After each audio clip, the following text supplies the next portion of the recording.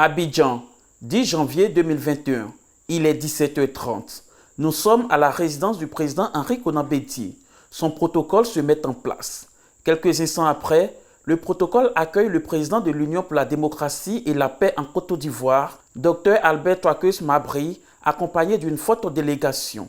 Ils rejoignent ensuite le bureau du président Henri Konan Bédié.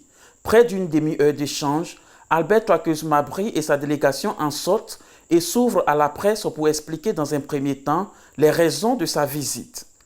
Nous avons été absents à des moments importants de la vie nationale et en arrivant, j'ai voulu venir saluer le président Bédié, qui est donc le président de la coalition des partis de l'opposition, mais qui est aussi un père pour moi, venir lui présenter mes vœux de bonnes et heureuses années 2021, venir lui donner les nouvelles du séjour que j'ai fait loin de lui, venir aussi prendre auprès de lui les nouvelles et il m'en a donné et je pars soulagé que nous aurons à continuer dans l'union, dans la cohésion, tout ce qui peut apporter à la Côte d'Ivoire la paix et la cohésion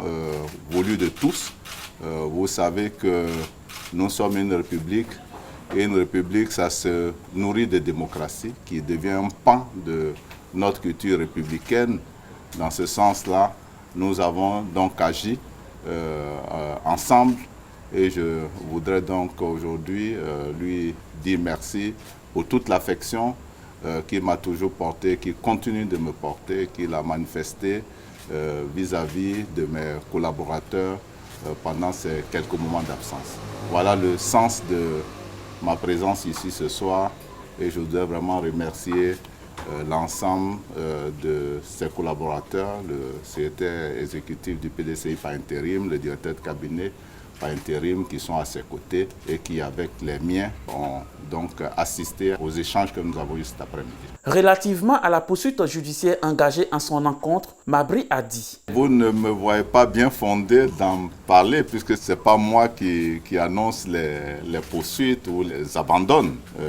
Mais je voudrais vous dire que le président Bédié, avec notre soutien, avec le soutien de toutes les forces vives, a donc pris l'initiative d'un dialogue national. Dans ce cadre, il y a eu des rencontres, quelques résultats ont été enregistrés, pas encore totalement à notre satisfaction.